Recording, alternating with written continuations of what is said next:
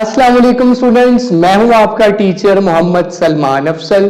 Students, आज के lecture में हम करेंगे एफएससी पार्ट 1 आईसीएस पार्ट 1 के चैप्टर नंबर 6 विस्कस ड्रैग का अनदर मोस्ट इंपॉर्टेंट टॉपिक जो बोर्ड में लॉन्ग क्वेश्चन के तौर पर भी आता है और शॉर्ट क्वेश्चन के तौर पर भी आता है। लॉन्ग आएगा तो आप किस तरह से प्रेजेंट करेंगे, शॉर्ट आएगा तो क्या क्या इसमें से शॉर्ट क्वेश्चंस बनेंगे, पूरा लेक्चर देखिएगा। जो बच्चे इस चैनल पर न्यू हैं वो जल्दी से इस चैनल को कर ले सब्सक्राइब और साथ लगी बेल की घंटी को जरूर प्रेस करें ताकि हमारी रोज आने वाली लेटेस्ट वीडियोस के नोटिफिकेशन आपको मिल सके। इससे प्रीवियस लेक्चर्स के अंदर हम टर्मिनल वेलोसिटी से लेकर बर्नौलीज इक्वेशन तक सब कुछ कर चुके हैं। जिन बच्चों ने वो लेक्चर नहीं देखे वो यहाँ मौजूद लिंक पर क्लिक करके इस चैप्टर के स्टार्टिंग के लेक्चर जरूर देख लीजिए। स्ट्रीमलाइन फ्लो क्या है, टर्बुलेंट फ्लो क्या है, इसके अलावा स्टोक्स लॉ क्या है, टर्मिनल वेलोसिटी क्या है, इक्वेशन ऑफ कंटिन्यूटी क्या है, वो सारा कुछ हम पढ़ चुके हैं। तो आज के लेक्चर में हम बर्नौलीज इक्वेशन की एप्लीकेशन करेंगे। जी हाँ, जो एफएससी पार्ट 1 के सिलेबस में एप्लीकेशंस हैं उनमें से पहली एप्लीकेशन आज के लेक्चर में हम डिस्कस करने जा रहे हैं जिसका नाम है टॉरिसेलिस थ्योरम। जी हाँ, टॉरिसेलिस थ्योरम जो कि बर्नौलीज इक्वेशन की एक एप्लीकेशन है, बड़ी डिटेल से हम जानने लगे हैं। क्या होगा, इसमें क्या जानेंगे, एक सरसरी सा ओवरव्यू मैं आपको पहले दे देता हूं, आपके जहन में सवाल भी रेज कर देता हूं। बच्चों, आपने नोट किया होगा कि शावर नहाते हुए शावर यूज करते हुए अगर टैंकी आपकी फुल पानी से भरी हुई है तो शावर के अंदर पानी बड़ी तेजी से आएगा। आप अच्छे से नहाएंगे, पानी बड़ी रफ्तार से आ रहा होगा। लेकिन अगर टैंकी एम्प्टी खाली होती जा रही हो, बिल्कुल नीचे आ जाए पानी, तो आपने देखा होगा उस शावर के अंदर पानी की रफ्तार कम होना शुरू हो जाती है, वेलोसिटी उसकी कम होना शुरू हो जाती है। जी हाँ, आज इसी लेक्चर के अंदर हम इस सवाल का आंसर देंगे, व्हाई दिस हैपेंस, ऐसा क्यों होता है कि जब उस टैंक के अंदर पानी का लेवल कम होता है तो हमें फ्लूइड की जो ई फ्लक्स है, मिकदार है, उसकी रफ्तार कम क्यों महसूस होती है, और जब वही टैंक भरा होता है तो ई फ्लक्स की रफ्तार ज्यादा क्यों होती है। तो इन सवालात के जवाब टॉरिसेलिस ने दिए, किस इक्वेशन को यूज करते हुए, बर्नौलीज इक्वेशन को यूज करते हुए। बर्नौलीज इक्वेशन क्या थी, ये तीन चीजों के दरमियान ताल्लुक है, pressure, kinetic energy per unit volume, potential energy per unit volume, इन तीन चीजों के दरमियान ताल्लुक का नाम बर्नौलीज इक्वेशन है। तो बच्चों आइए स्टार्ट करते हैं। सबसे पहले अगर ये सवाल आए शॉर्ट में तो स्टेटमेंट पूछेगा, साथ में इक्वेशन, इसका रिलेशन आप लिख देंगे, नहीं भी पूछता अगर। क्या है स्टेटमेंट, जान लीजिए। The speed of E flux, E flux कहते हैं लिक्विड की मिकदार जो किसी ऑरिफिस, किसी सुराख में से, किसी पाइप में से, किसी लीकेज में से, जैसे आपके शॉवर में से जो क्या आ रहा है, the speed of E flux, उस लिक्विड की मिकदार, उस पानी, ऑफ कोर्स वहां है पानी की मिकदार, is equal to the velocity gained. जी हाँ, speed of the efflux is equal to the velocity gained by the fluid in flowing through the distance h1 minus h2 under the action of gravity।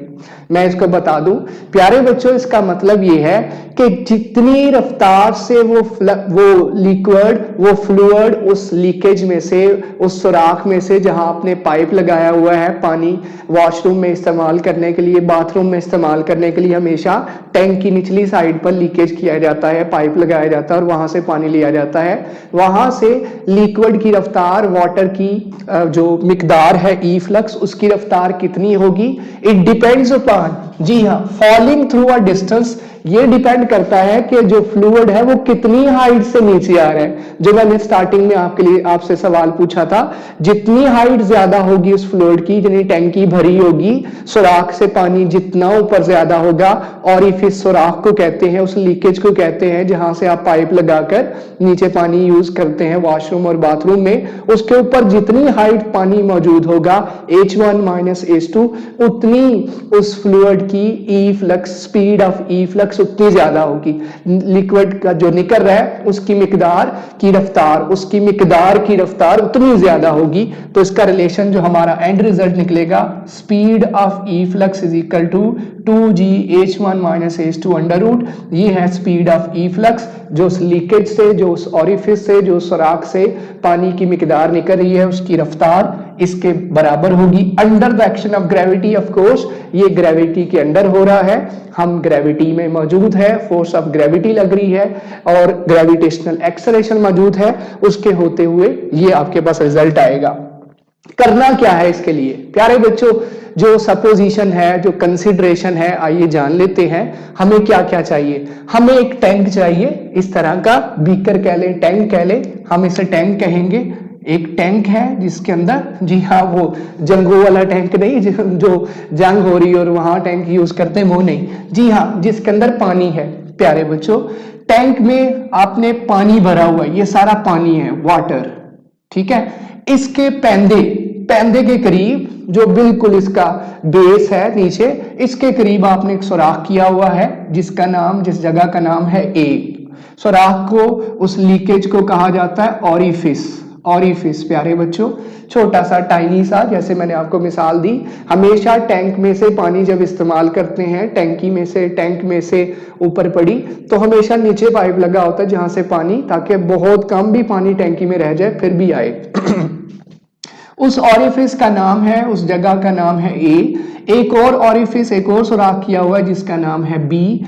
अब इसका क्या मकसद है ये भी बताऊंगा। इसका मकसद तो क्लियर हो रहा है कि ताकि हम यहाँ क्या मालूम कर सके, फ्लूइड कितनी रफ्तार से, the speed of E flux, जो लिक्विड निकल रहा है उसकी मिकदार की रफ्तार, ई फ्लक्स से मुराद है मिकदार, और फ्लूइड यहाँ पर पानी है, उसकी रफ्तार कितनी होगी यहां हमने मेजर करनी है। यहां से फ्लूइड ऊपर की तरफ राइज हो रहा है। अच्छा, अब प्यारे बच्चों, यहां से जो फ्लूइड नीचे आ रहा है उसकी रफ्तार v1 है। यहां से फ्लूइड जो बाहर जाएगा वहां हमने इसकी रफ्तार v2 सपोज की है, और फ्लूइड यहां से जो राइज करेगा, ऊपर की तरफ जाएगा, उसकी वेलोसिटी हमने v3 ली है। अच्छा, अब प्यारे बच्चों, फ्लूइड जितना इसके अंदर, इस टैंक के अंदर जितना पानी भरा हुआ है, मैं बार बार फ्लूइड का लफ्ज यूज कर रहा हूं, कोई और फ्लूइड भी हो सकता है पानी के अलावा, तो हम यहां पानी यूज कर रहे हैं तो वाटर ही कहेंगे। तो यहां जो वाटर हमने इस केस में लिया है, कितनी हाइट तक भरा हुआ है, H1 हाइट तक। जो आपने इस तरफ सुराख किया है, ऑरिफिस किया है, ये भी ऑरिफिस है और वो भी ऑरिफिस है।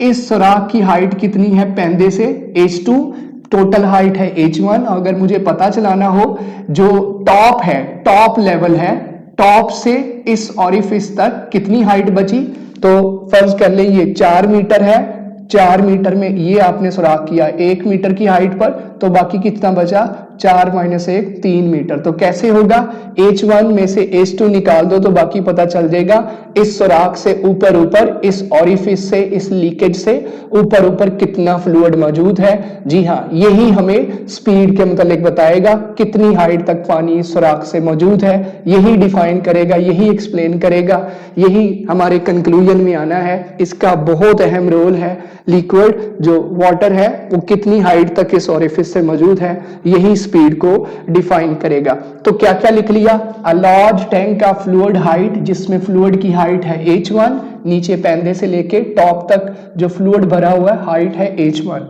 टैंक हैविंग 2 स्मॉल ऑरिफिसेस, छोटे छोटे ऑरिफिस है, एक A एक B ऑरिफिस है, स्मॉल छोटे छोटे आपने सुराख किए हुए हैं, एक A जगह पर और एक B जगह पर। Orifices A and B are very small, छोटे हैं। कंपेयर कीजिए इसके साथ, ये जो गैप है इसके साथ इसको कंपेयर करें तो बहुत ही स्मॉल है। ये ऑरिफिस और ये ऑरिफिस बहुत ही स्मॉल है, बहुत टाइनी है, मिलीमीटर्स में या सेंटीमीटर्स में है, जबकि फर्ज कर लेंगे मीटर्स में है। Efflux speed at orifice A, efflux कहते हैं लिक्विड की मिकदार, जो वाटर है, वाटर की मिकदार की स्पीड एट ऑरिफिस ए क्या होगी V2। यहां से जो वाटर आएगा सो वाटर की पानी की मिकदार, इसका मतलब आप समझेंगे पानी की मिकदार की रफ्तार इस जगह से कितनी है V2, पानी की मिकदार की स्पीड इस तरफ से कितनी है V3 और पानी की मिकदार की ऊपर से नीचे आने की स्पीड क्या है V1। अब मुझे कंपेयर करके बताइए इन तीनों वेलोसिटीज को कंपेयर कीजिए कौन सी वेलोसिटी थोड़ी है। तो आप गौर से देखेंगे जब ये ऑरिफिस आपने किए हुए सुराख किए हुए हैं तो पानी जो है वो नीचे आ रहा होगा क्योंकि इन लीकेजेस के जरिए इन ऑरिफिस के जरिए पानी बाहर जा रहा है और यहां से पानी ऊपर राइज कर रहा है। तो आप बिल्कुल क्लियरली सही समझ रहे हैं कि सर यहां से नीचे आते हुए हम अगर ऊपर से नोट कर रहे हैं तो यहां फ्लूइड की रफ्तार, वाटर की रफ्तार बहुत स्लो महसूस होगी, बहुत स्लोली नीचे पानी आ रहा होगा क्योंकि डायमीटर ज्यादा है, चौड़ाई में है तो पानी आहिस्ता आहिस्ता, सुराख छोटे छोटे हैं, पानी कितना सा निकल सकता है, पानी की मिकदार कितनी सी निकल सकती। तो इससे ये पता चला कि V1 यहां पर जो टॉप पर वाटर की रफ्तार है बहुत थोड़ी है, किसकी निस्बत V2 और V3 की निस्बत, क्योंकि हम प्रीवियस लेक्चर्स के अंदर पढ़ चुके हैं कि जहां पर जो हमारे पास डायमीटर एरिया ज्यादा हो वहां पर स्पीड स्लो होती है। तो जहां एरिया ज्यादा है तो स्पीड स्लो होगी, यहां एरिया बहुत छोटे छोटे एरियाज हैं तो यहां पर वेलोसिटी रैपिड होगी। तो efflux speeds V2 equation of continuity में पढ़ा था ना, speed efflux speeds V1, V2 and V3 will be much larger than speed V1 of the top surface of water। तो पानी जिस रफ्तार से ऊपर से नीचे आ रहा है बहुत थोड़ी है बनिस्बत यहां और यहां से पानी की रफ्तार यहां से बाहर निकल रहा है और यहां से ऊपर राइज कर रहा है। तो इसका मतलब ये हुआ अगर मैं तीनों को कंपेयर करूं तो ये कंपैरिजन में किसी खाते में नहीं आती, ये इतनी थोड़ी है कि मैं इसे कंपेयर करके कहूंगा बहुत small small small V2 and V3 से ये इतनी थोड़ी है कि हम इसको अप्रोक्सीमेटली जीरो समझ लेंगे। हम कहेंगे ऊपर से पानी की टॉप लेवल से नीचे आने की रफ्तार ना होने के बराबर है। इस दोनों को कंपेयर करें, इन दोनों के साथ कंपेयर करके हम कहेंगे ना होने के बराबर है। टारगेट क्या हमारा टारगेट है स्पीड ऑफ ईफ्लक्स जी, पानी की मिकदार की रफ्तार कितनी है यहां पर, यानी V2 हमने मालूम करना है। To find the speed with which water flows from the orifice.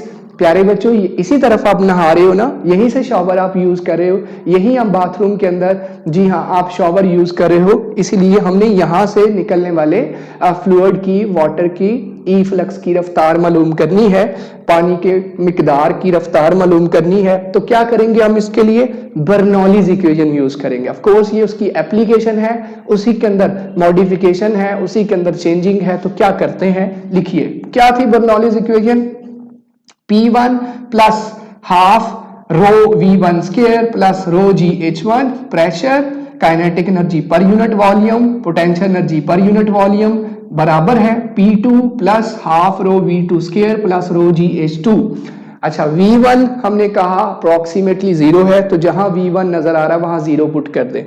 तो इक्वेशन क्या बन जाएगी, ये सारा फैक्टर क्या हो जाएगा जीरो, पीछे क्या बचेगा P1 ये जीरो हो गया और यहां से क्या बचेगा रो GH1 और राइट साइड वैसे की वैसी। अब गौर कीजिए एटमॉस्फेरिक प्रेशर जो है वो सेम है, प्रेशर P1 प्रेशर P2, यहां प्रेशर बराबर है, एटमॉस्फेयर प्रेशर सेम लगा रहा है। प्यारे बच्चों एटमॉस्फेयर मेरे ऊपर हर लम्हे इधर दाएं बाएं से एटमॉस्फेयर का प्रेशर इस जगह पर सेम है, कहीं और जगह पर जाऊंगा तो कुछ और होगा। यहां इस टैंक की बात की जाए तो जो एटमॉस्फेरिक प्रेशर यहां है वही एटमॉस्फेरिक प्रेशर यहां है, इसका मतलब atmospheric pressure P1 and P2 बराबर है। तो जब दो चीजें बराबर हों और इक्वेशन की तो इसे भी P लिख लेंगे, P1 P2 बराबर है तो बजाय P1 और P2 लिखने के हम इसे P लिख लेंगे प्लस रो GH1, राइट साइड पर क्या है P plus half rho V2 square plus रो GH2। जी हाँ सेम चीजें कट गई क्योंकि ये बराबर है। तो बच्चों क्या बन गया, लेफ्ट साइड पर बचा रो GH1, राइट साइड पर बचा half rho V2 square plus रो GH2।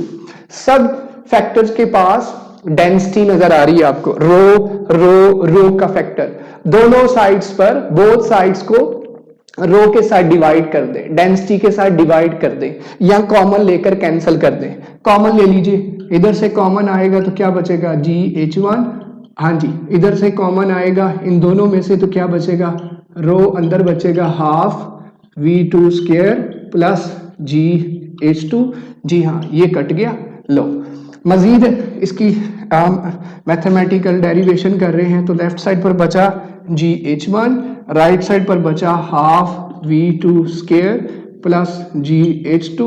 इस फैक्टर को उठाइए और यहाँ ले आइए, क्या बन जाएगा, वहाँ प्लस का साइन है तो यहाँ के माइनस का साइन, और राइट साइड पर ये आ गया। प्यारे बच्चों, इन दोनों में कॉमन क्या है, G अंदर क्या बचा GH1 माइनस H2, और राइट साइड पर हाफ V2 स्क्वायर। ये 2 डिवाइड हो रहा है, इधर आके मल्टीप्लाई करेगा तो ये बन जाएगा 2GH1 माइनस H2 और ये V2 स्क्वायर। दोनों तरफ स्क्वायर रूट ले लीजिए, तो स्क्वायर रूट लेकर इस इक्वेशन को अरेंज भी कर लें, इसको इधर लिख लें तो क्या बनेगा, स्क्वायर रूट लेने से 2GH1 minus H2 square root, ये कट गया स्क्वायर रूट से, तो V2 बराबर, यही हमने साबित करना था, यही हमारा रिजल्ट था, ये देख लीजिए।